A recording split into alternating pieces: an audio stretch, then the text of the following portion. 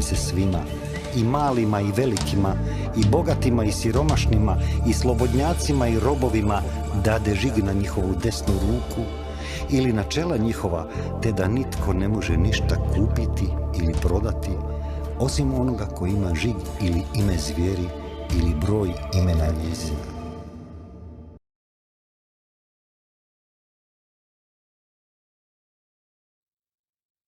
Pozdrav dragi narode, dobrodošli u još jednu epizodu Slobodni.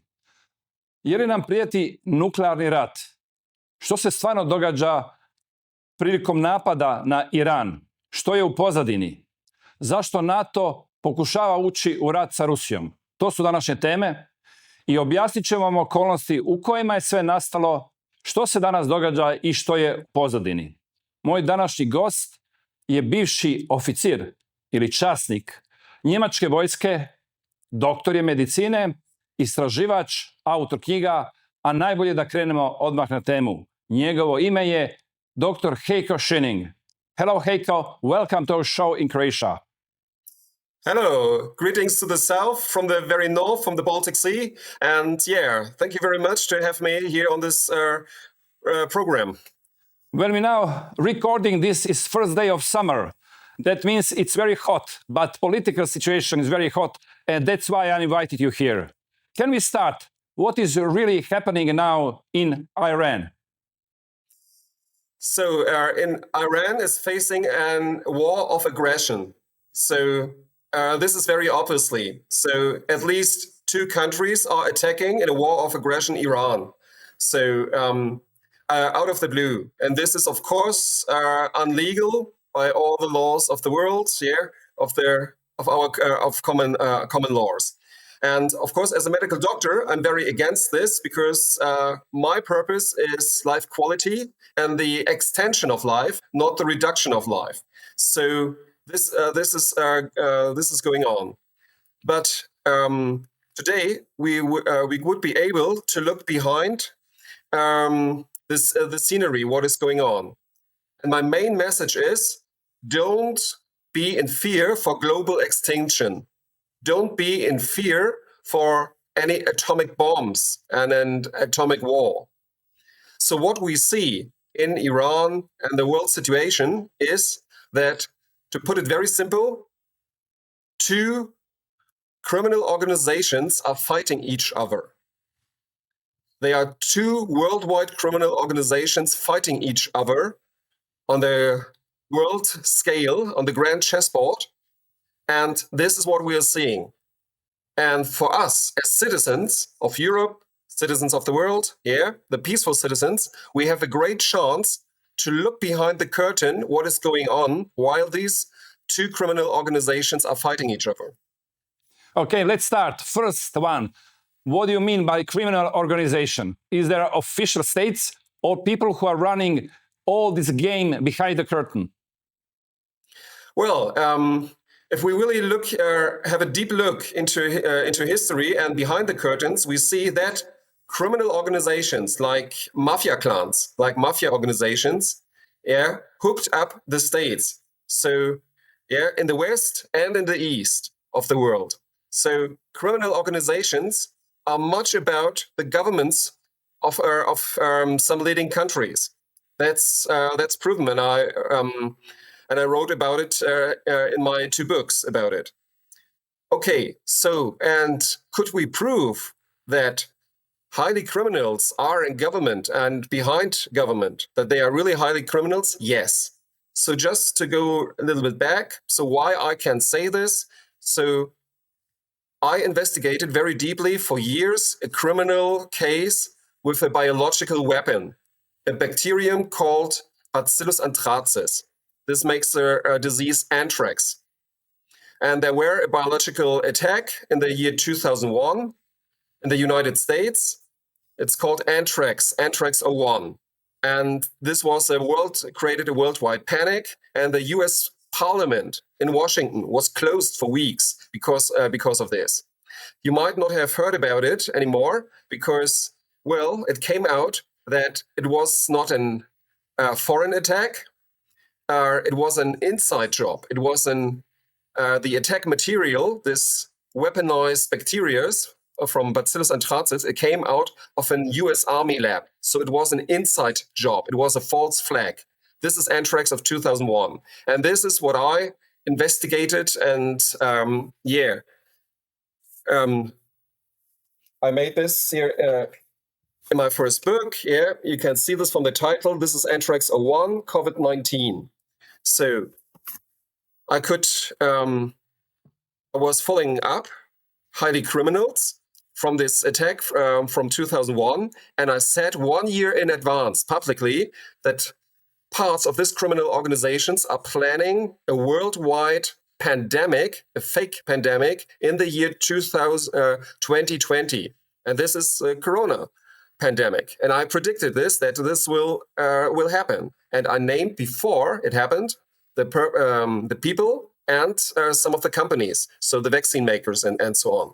So, yeah, you see, it's and this is connected to really hard evidence to the anthrax attacks. So this is, in short, why I'm able to call these people criminals, highly criminals, and the criminal organizations behind, because they faked the anthrax attacks and they faked the COVID-19 worldwide pandemic.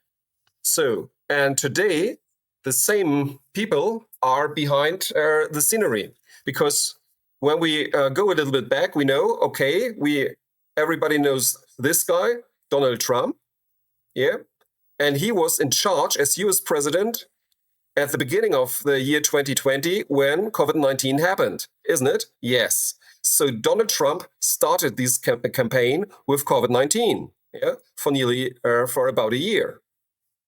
And now, today, in summer 2025, we see this war of aggression against Iran, and this will be the topic of today. We see the threat of atomic weapons. So multiple states here say, well, there might be the use of atomic weapons. Israel is claiming that Iran is now producing atomic weapons, yeah, and the United States, yeah, always threatening the world to use atomic weapons.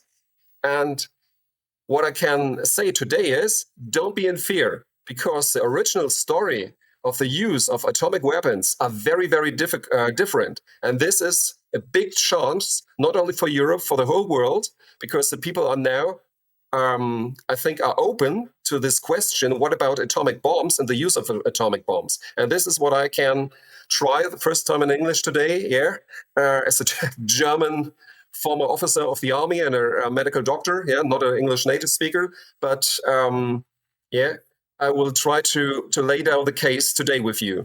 Great. Let's start. First time in history, atomic bomb was used in 1945 in Japan. Can you start with this part of history? Yes, exactly. So the good thing is there. About what happened there. So everybody knows Hiroshima and Nagasaki in 1945, that we all were taught that the atomic bombs were dropped. And in fact, yes, so there were a very lot of casualties. Yeah, women, children, old men, yeah, died in a very crucial way. This happened, exactly. But now comes the shocker. So, yeah, this man, Dr. Michael Palmer, he is a German medical doctor, and he was a biochemist professor in Canada. And he wrote an entire big book, yeah, it's called Hiroshima Revisit. And we printed this in German language, Hiroshima Revidiert. And this is very scientific, yeah, all about the facts, what happened in Hiroshima. And I know for years, Dr. Michael Palmer himself as a person, and I trust him to say. Let me remind my viewers, Michael Palmer was guest in Croatian parliament, and he was also guest in my show, and also he's my personal friend, and I also trust him because I know his expertise. Well, whoever wants to see his presentation in Croatian Parliament is on YouTube channel of Croatian Parliament. Let's continue. Yeah, great. Thank you. I didn't know this fact that you know him personally, and I didn't know that he was in Parliament. But that's great. Yeah, this was. I'm surprised. On the one hand, on the other hand, I'm not surprised because he is a good man. Yeah, and to go on, if you look at the subtitle, it's called "This is about the evidence for napalm and mustard gas, and not atomic bombs." So, Dr. Michael Palmer is claiming that in Hiroshima, 1945, there were not dropped an atomic bomb. It was the people died because of napalm, a burning agent, and the chemical weapon mustard gas, in German Senfgas. This is a very nasty chemical weapon, very much used in the First World War. And this is something, so what everybody needs to, wow, really? No atomic bomb?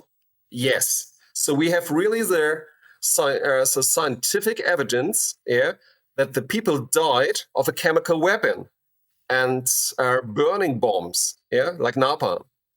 And so the whole history is different.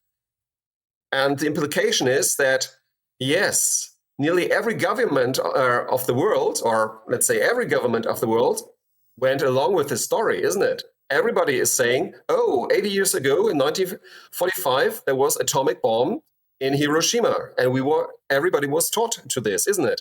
And now in August, I think it's 8th of August, 45. Yeah, it will have an anniversary of 80 years. Yeah. Mm-hmm.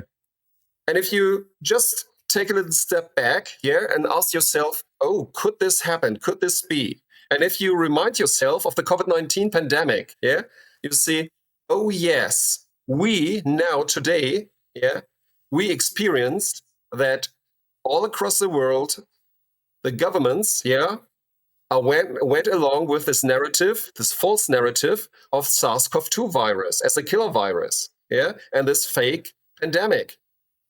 Something like this could be coordinated worldwide. Something like this happened, and it happened before. So, this is the first thing to say, wow, there is proven evidence in this, and the good message is, and his book is also available in English and in other languages. So, to make it clear, in the English edition, and so I have no financial interest in so.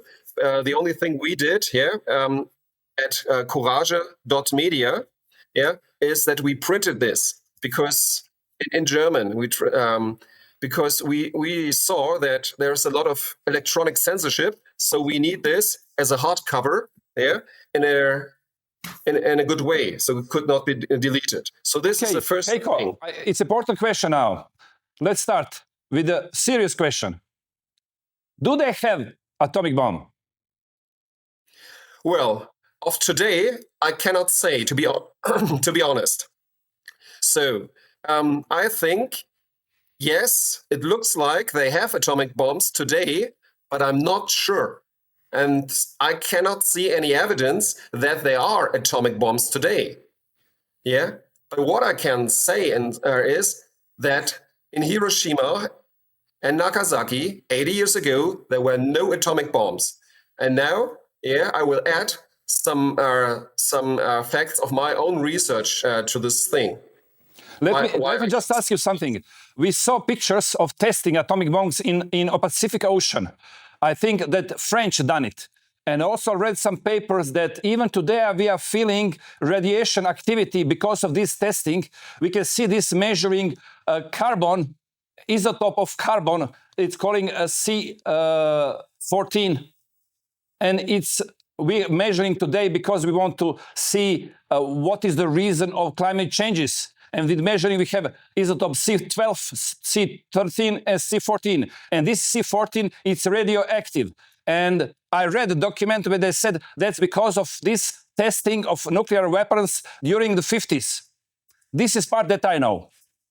Yeah, maybe, So, but I want to go now up to today. What does it mean, Mm-hmm. First is, and I don't want to say anything else, is that Hiroshima, we have evidence that Hiroshima was faked, a faked event. And today, we have this, it's building up in the West and the East, the threat of atomic weapons. Please, just to say. We are in fear. It's important to say it's faked as an atomic attack. This happened, but people died from something else. And now we know the story that was atomic attack on Japan. But you say that this is the fake story. Story is that they died from other bombs, from chemical weapons, and everything was said in this book of Michael Palmer. Yes, exactly. Okay. Yes, it is. So the people died, and this was cruel. This was fake. So this was real. Yeah, but the weapon was different. So in 1945 there were no atomic bombs, and now, so Michael Palmer laid down all the scientific evidence, and I can add some facts, and this will lead to very important things for today. So the question is, who did this? Who arranged this? And I will show you today a man who is so important, John J. McCloy. He is so important that you will not understand the history of Europe, the history of the world for the last 100 years if you don't know his crimes and his CV. So I printed him, that's his face and his name connected to atomic weapons in my last book, and this is available in English as well, Attack on the Microbiome, So, and he is the key figure. So as a medical doctor, I asked myself, how can I explain this to other people, to my patients? Because all the details, of course, are very more complicated. This is a reason why I'm writing books with all the references in the back, and why we made all these drawings in the thing. But to understand, I think the best way is to focus on the person of John J. McCloy.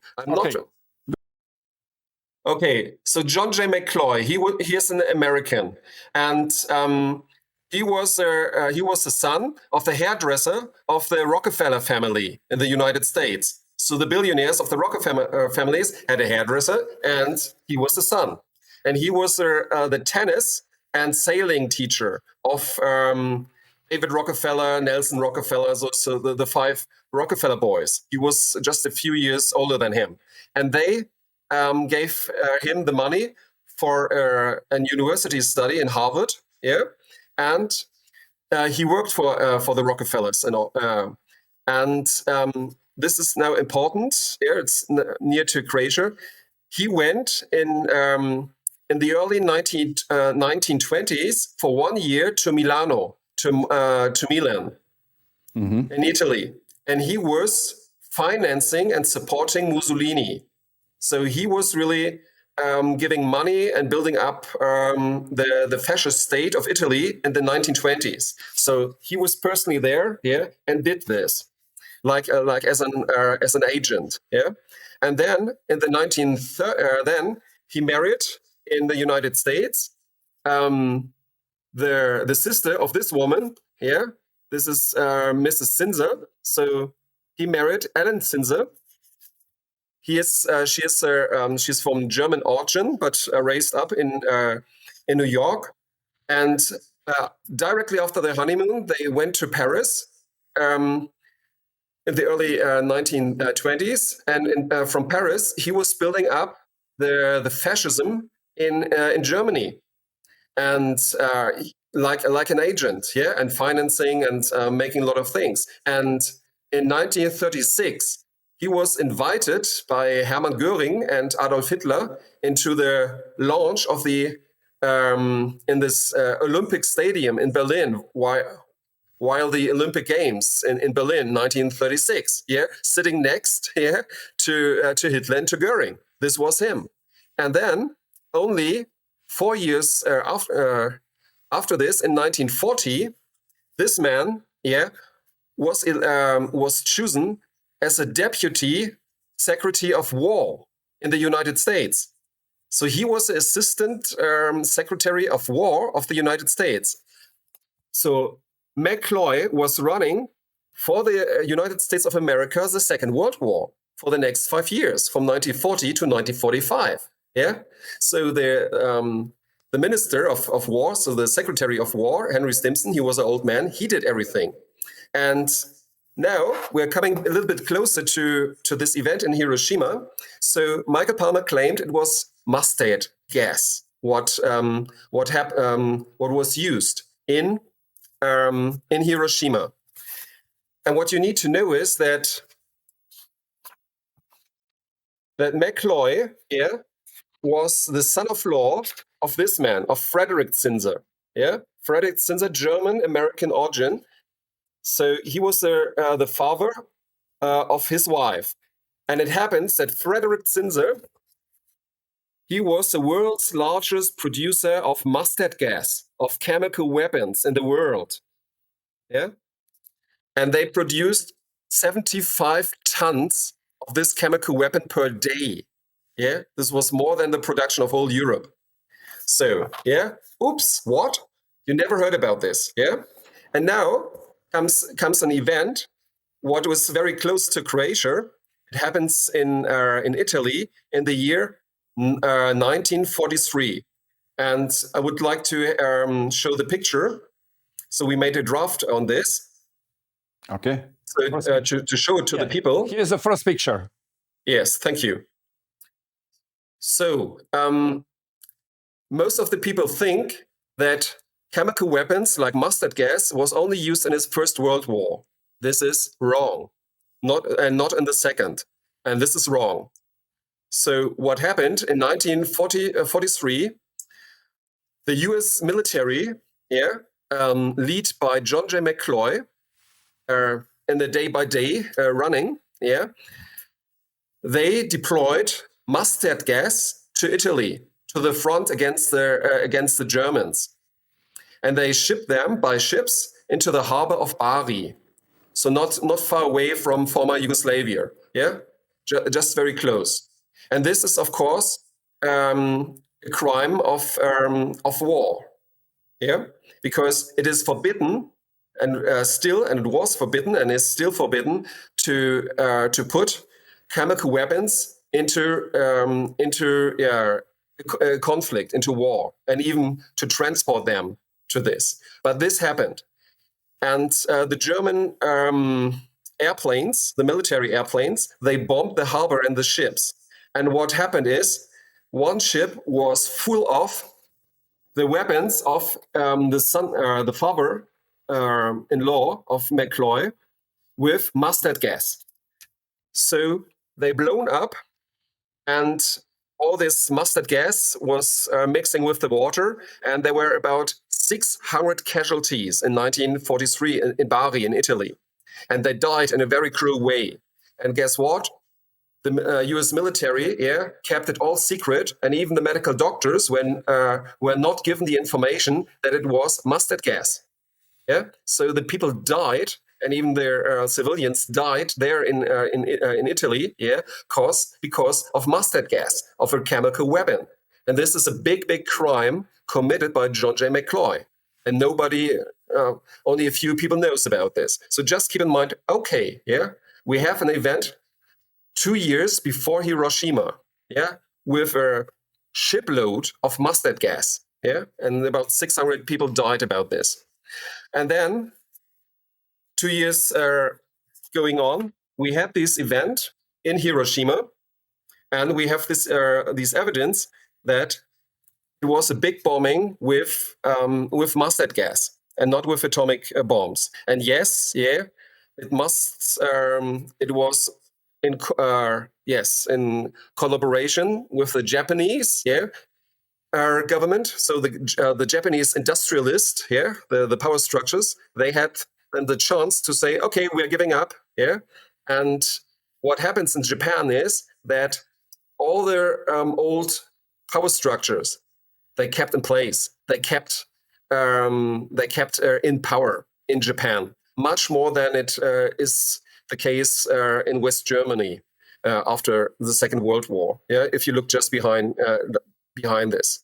So, and again, all I can say is, wow, we need to know the history and the crimes of John J. McCloy, and his family, the German-American Zinser family. Yeah, this is something what we have to keep in mind.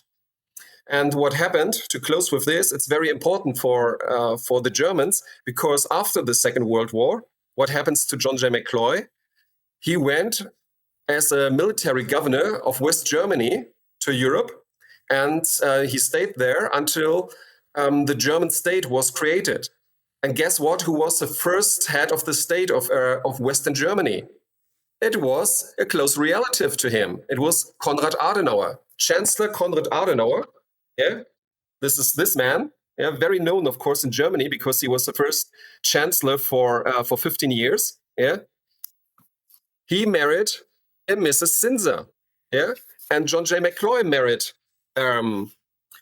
it's Zinser. So These are two sisters. we're cousins. Cousins.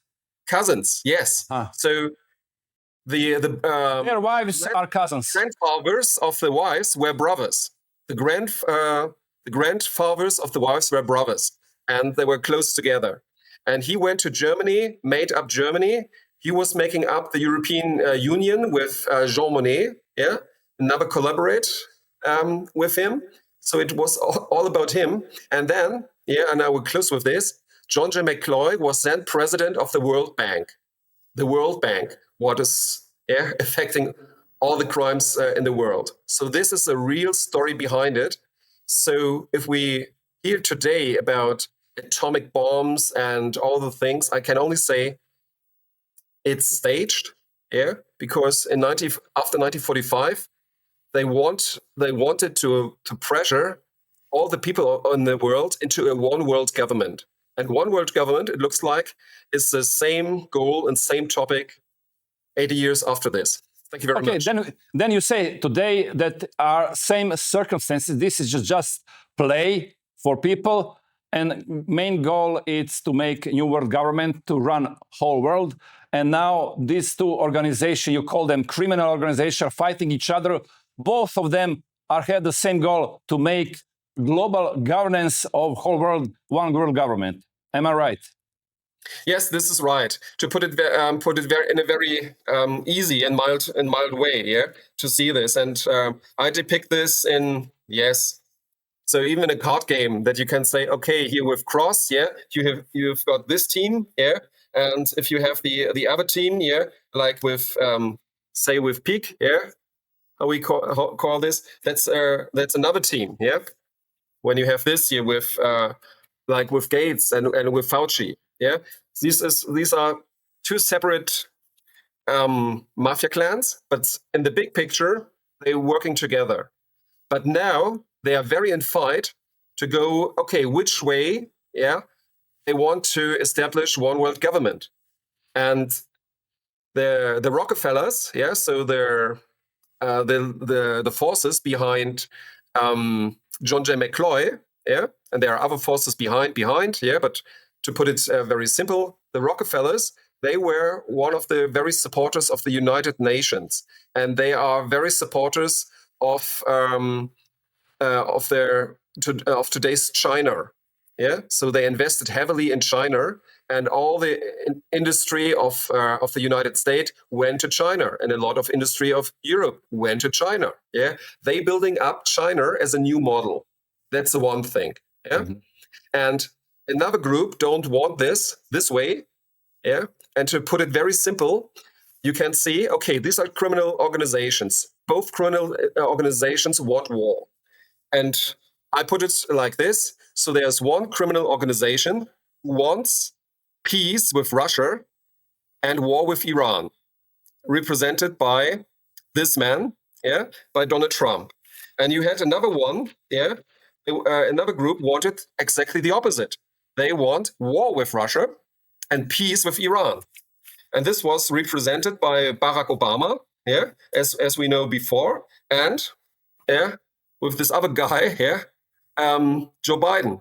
So Barack Obama and Joe Biden, they made a peace treaty with Iran years ago, and they created this situation in Ukraine, with war with Russia, and Donald Trump's clan, they just want it the other way. They want peace with Russia and war with Iran. So that's the whole situation. And up to the end, we see there are really economic interest behind this, and this could be interesting for Croatia as well. Okay, let's repeat for our audience. That means you think that there's a two clans. One has a goal to make a peace with Russia and war with Iran, and this group is led by Trump. Second group was not led. He's not a leader. He's a showman. Okay, he's represented by Trump. The second group is with Barack Obama and Joe Biden, who made agreement with Iran, but made war with Russia through Ukraine. Both of them want to build up one world government, but they want to settle it on different way. Exactly. Thank you very much. Okay, it's very important. Let's continue now. Why you think that we don't need to be worried about nuclear weapon? Well, so what is because they try to trick us as citizens of the world 80 years ago in 1945. They faked this event in Hiroshima. And if you go back into history, what happened right after the event of the atomic bombs in Hiroshima and Nagasaki? There was an initiative by John J. McCloy, by the Rockefellers, by the United Nations, to say we need to immediately establish one world government. This happened after the Second World War. It was led by Sir Bertrand Russell, just by the way, and others, the Huxley brothers, and others. And they tried to force all governments in the world into an agreement. Oh, we have now this atomic weapon, such a disastrous situation. So every government should give up the sovereignty, should give up the weapons, and only one entity, our entity, the United Nations, has got the power. And think of today what could happen. It's so mad what happens that the NATO and especially Germany is provocating Russia, with rockets like the Taurus weapons, and the British does this with the Storm Shadow weapons, and they acting like Russia had no atomic weapons, isn't it? So they acting in Germany like, oh, Russia has no atomic weapon to retaliate.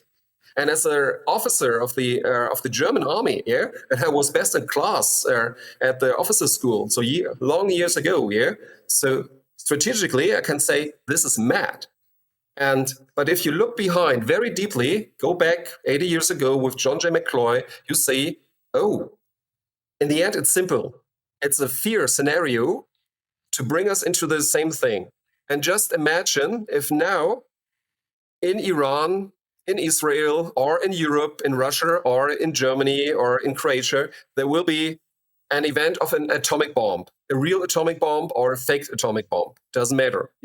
So the people will have so much fear, like COVID-19, SARS-CoV-2 virus, to say, oh, please, please, please, solve the situation. What is the solution? And we will give up our freedoms. That's it. That's the aim. We'll give all our freedoms to have peace. So this is my main message. Let's remind that the new German Chancellor Merz just recently said that the main threat what is coming to Germany is from Russia.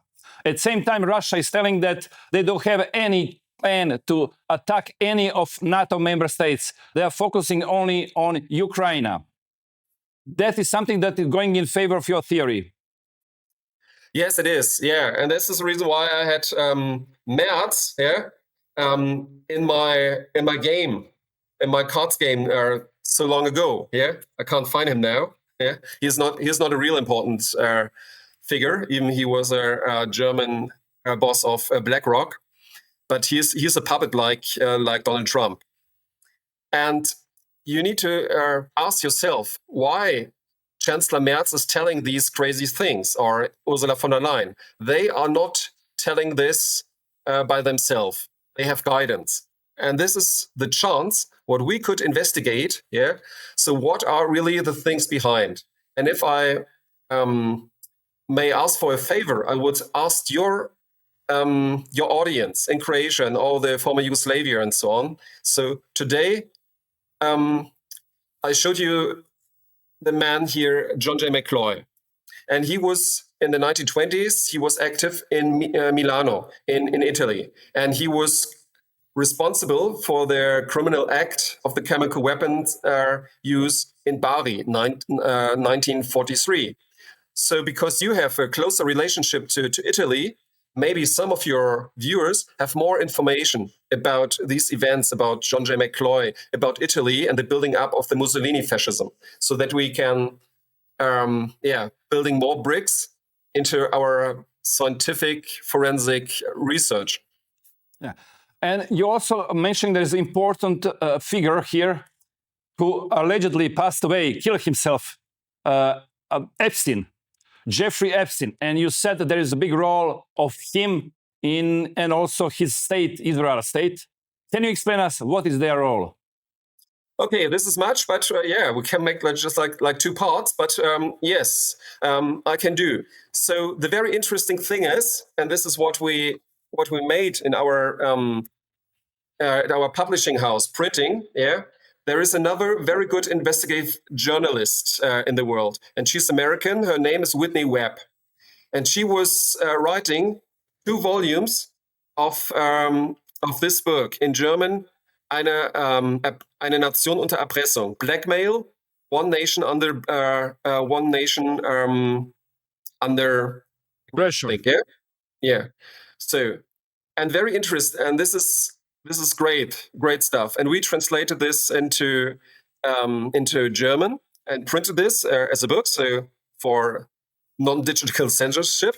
And the very interesting thing is, in her first volume, you can even watch it up in her English original. Yeah, she mentioned the plane pilot of Hiroshima. Yeah, I came across. Wow, what? Paul Tibbets was the army pilot in 1955 of the Enola Gay, the plane who allegedly dropped the atomic bomb on Hiroshima. Paul Tibbet. And now I will he is connected to the Epstein Israeli mafia. Yeah. So and this is so interesting because in all my research here, I see it's all connected. There are only a few people in the end. Yeah. And Paul Tibbets, who allegedly dropped the atomic bomb in Hiroshima, what he did after the Second World War, he became an executive at an aviation company. Okay, so and I will read this from this book now. So in 1965, the company adopted the name Executive Jet Aviation and created a subsidiary based in Switzerland. The Swiss subsidiary was largely led by Paul Tibbets, who served as its executive vice president and general manager. Tibbets, who had also been a founding member of the Executive Jet Aviation, is best known as the pilot of the Enola Gay, when it dropped an atomic bomb on the Japanese city of Hiroshima at the close of the World War II. And now it comes, this airline, this small airline, Executive Jet Aviation, was involved in child abuse and sex trafficking and all the sex crimes of Jeffrey Epstein. Because another one, yeah, it's all detailed in my books and in Whitney Webb books, yeah.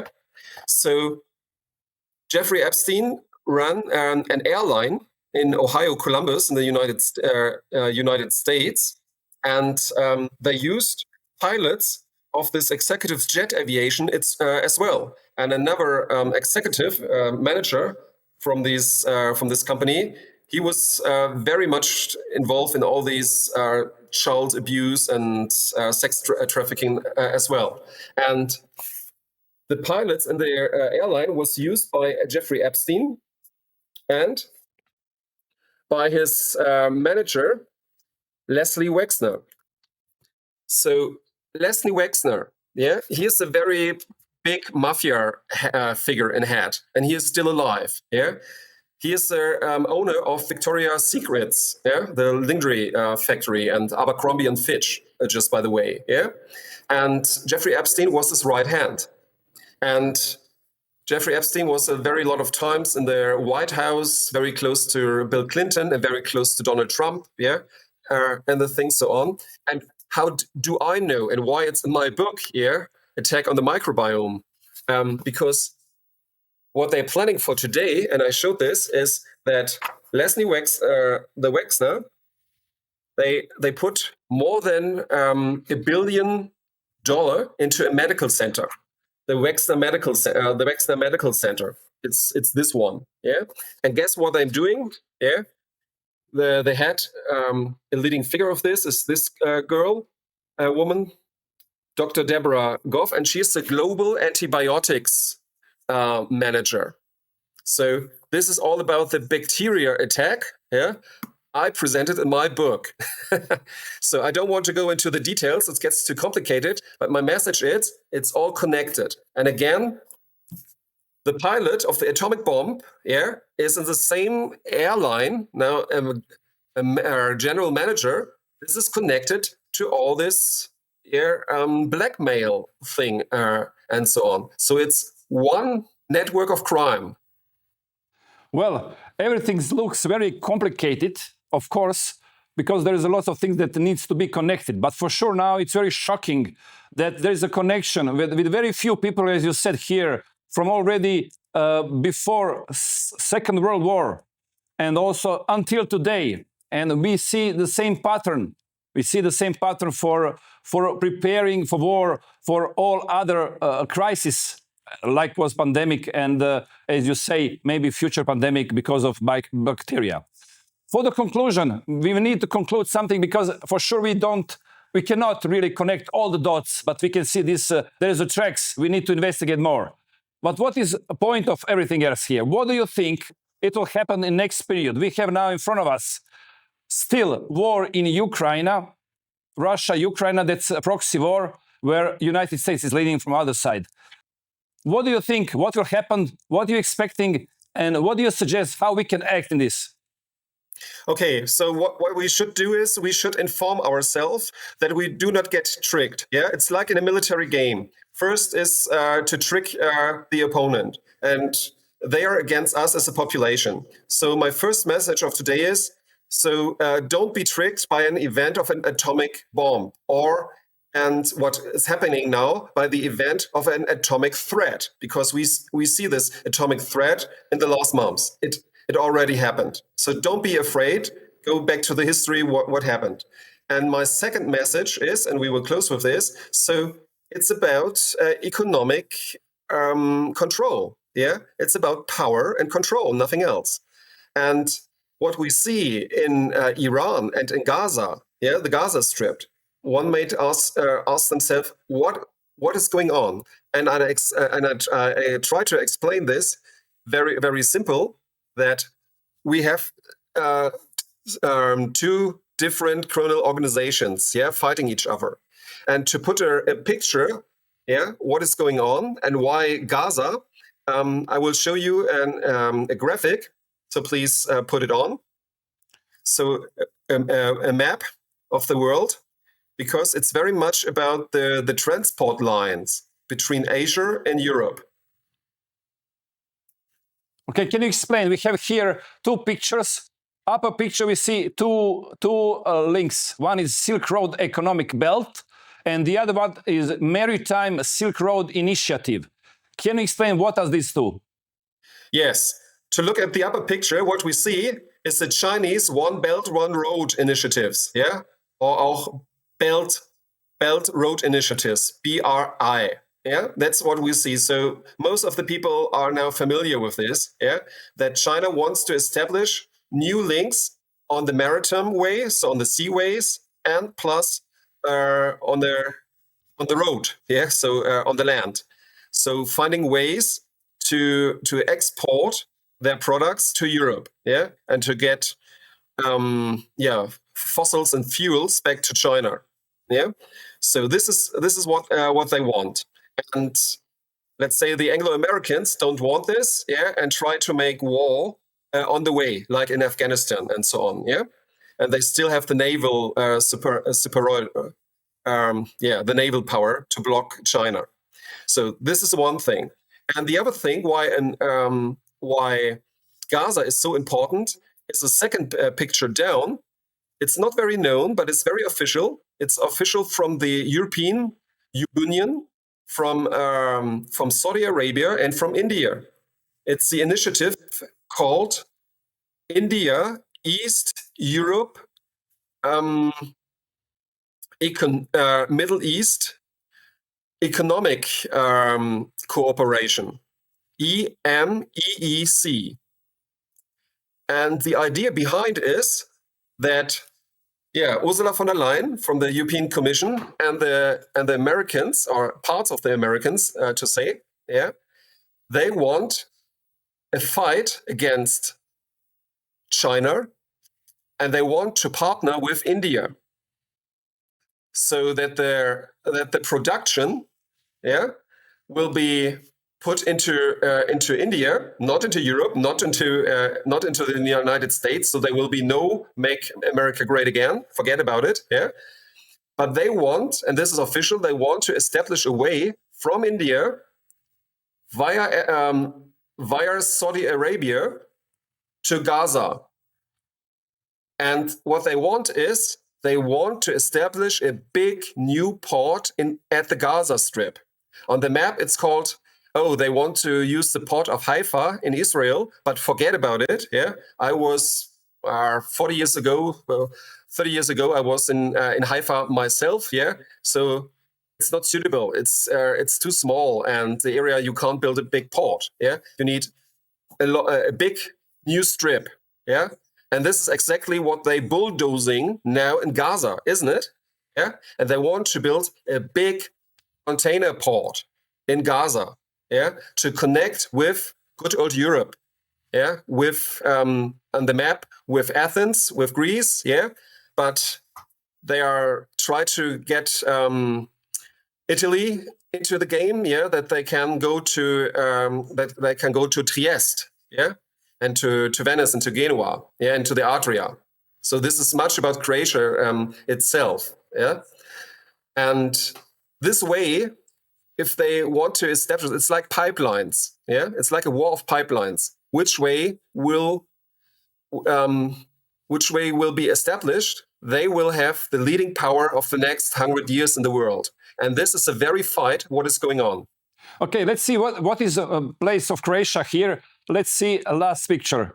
Just explain us what are Croatian possibilities in this global game.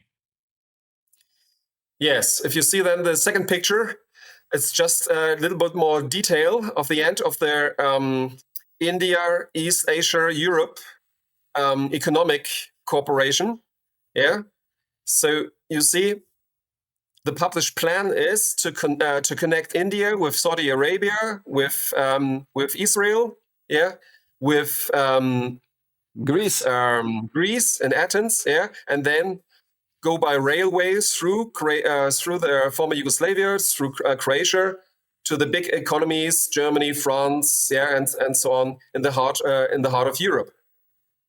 So, and they want, I think, even for the Croatian politicians, I'm sure they will try to bribe, even Croatian politicians to say, here, if we build this railway, it will be good for your country and will be good for your pockets, and so on and so on.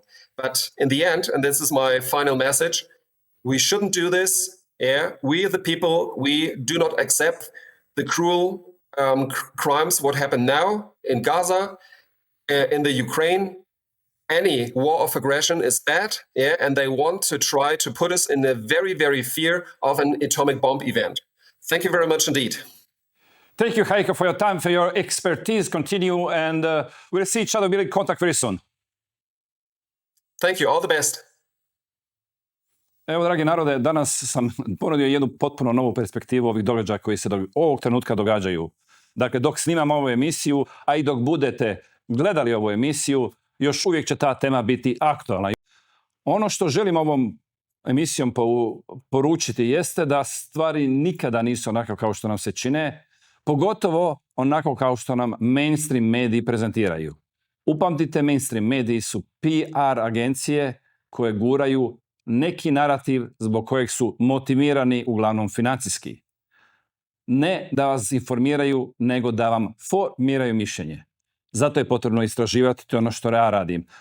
Razgovaram i povezujem se sa ljudima koji istražuju, koji postavljaju pitanje i koji otkrivaju stvari koje su često puta vrlo neugodne. Jer istina nije u pitanju da li je ugodna ili neugodna. Ona je takva kakva jest. Sad je na nama da je prihvatimo i da se prema njoj odnosimo kao prema istini ili da jednostavno nastavimo živjeti u svojim uvjerenjima. To je naš izbor. Moj zadatak je ovdje da vam dovedem što više informacija i možda da si postavite pitanje koliko duboko se može ići u tu zečju rupu. Koliko toga ćemo još doznati što stoji iza zavjese. Ako su nas tijekom pandemije mogli lagati baš sve, i danas imamo više nego dovoljno dokaza da cijeli narativ pandemije je bio lažan.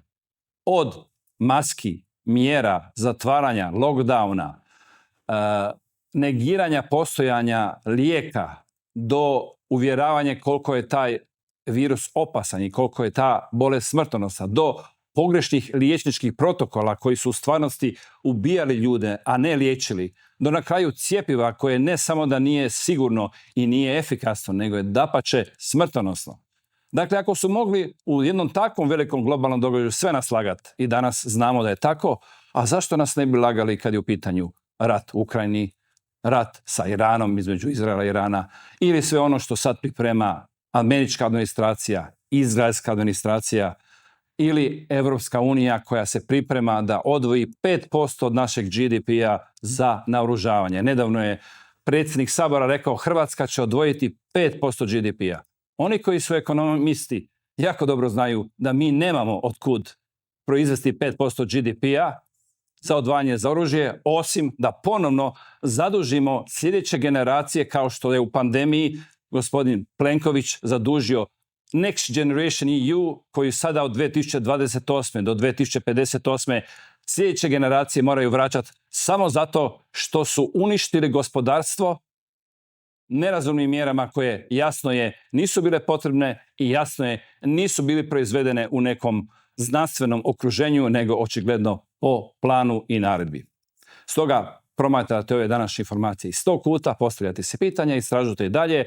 Nećemo donositi zaključke osim jednog, ne želimo rat, ne želimo ubijanje i bez obzira od kud dolazi ti savjeti, bez obzira koji su motivi, mi uvijek kao običan čovjek možemo reći ne, mi nemamo neprijateljstvo prema drugim narodima, mi ne želimo u tome sudjelovati.